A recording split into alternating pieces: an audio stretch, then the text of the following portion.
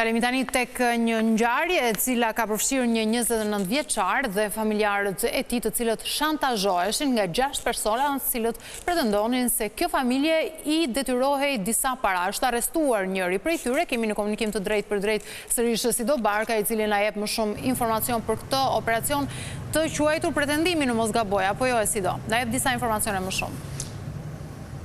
Po, përshëndetje Flori dhe Brekena, bëhet fjalë për një operacion të nisur nga Komisariati numër 4 në Tiranë, i koduar pretendimi, ku kemi në finalizimin e tij për arrestimin e një personi, Ersi Çekani, shpallje në kërkim të vëllait të tij. Këto dy të fundit pra janë të dyshuar kryesorë le të themi të skemës kriminale dhe të shantazhit që i kanë bërë të riut për një shumë të madhe parash që pretendonin që këta i kishte pra drejt vëllezërve.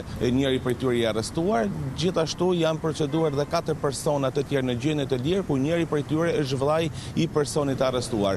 Konkretisht, burime bëjnë me dije se 3 vëllezërit nga Librazhdi kanë marrë dhe 3 shokë të tjerë, pra dhe kanë shkuar në banesën e të riut, ku pretendonin se ky i fundit i kishte një borxh prej 30.000 eurosh. Në fakt, borxhi është pranuar përpara oficerëve të policisë dhe nga i riu, i cili është shantazhuar për disa ditë me radhë nga 3 vëllezërit nga Librazhdi. Bëhet fjalë për një borxh të paktën që dyshohet se është marrë në shtetin e Spanjës.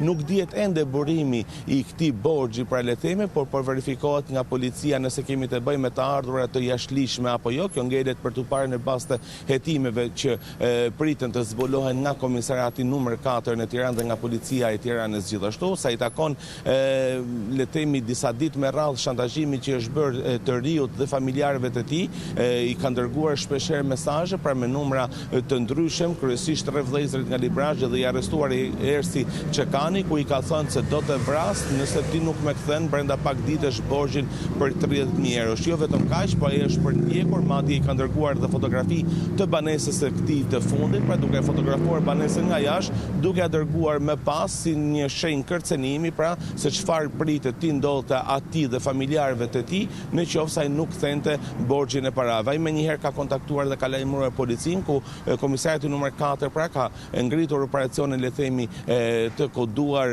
pretendimi, ku ka finalizuar me arrestimin e njërit prej autorëve kryesor të kësaj ngjarjeje, si dhe shpallur në kërkim vëllai tjetër, ndërkohë 5 të tjerë pra janë proceduar në gjendje të lirë. Vlen të theksojmë se të gjithë personat si arrestuar, i shpallur në kërkim apo personat të proceduar janë me rekorde kriminale, për me precedente të mëparshme kriminale. Edhe 29 vjeçari Sido, i cili ka rënë pre shantazhit?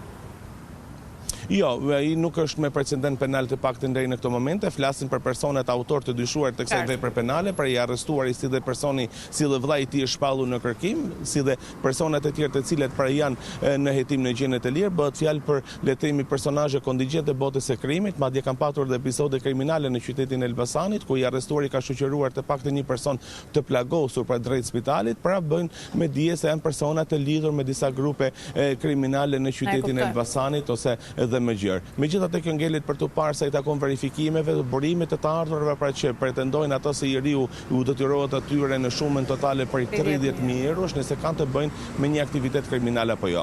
Sido, denoncimi është bërë drejt për drejt nga 29 vjeçari, besoj, apo jo, dhe çfarë ka pretenduar, çfarë ka deklaruar ai në lidhje me njohjet që mund të ketë me ta, nëse realisht kjo shumë borxhi është e vërtet, pra nëse është një pretendim që qëndron nga ata të cilët ja kanë bërë shantazh. Është shoqëruar në fakt me ndonjë deklaratë notariale apo jo, sepse mund të jetë.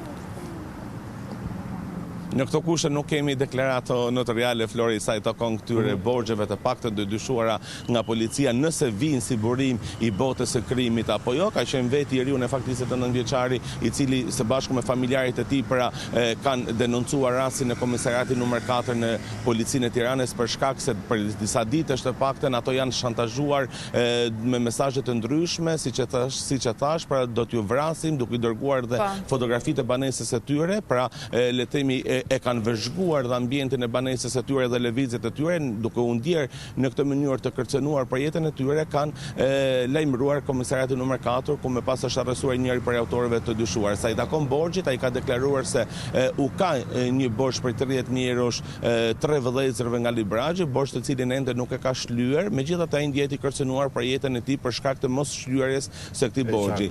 Në lidhje me shumën e parave, pra se nga ka boruar apo jo, kjo pritet të verifikohet nga policia, shtëpia, pasi në deklaratat e tyre nuk ka të dhëna, le të themi, për burimin e të ardhurave. E qartë. Esido, faleminderit shumë për këtë raportim të drejtë për drejtë. Faleminderit Esido.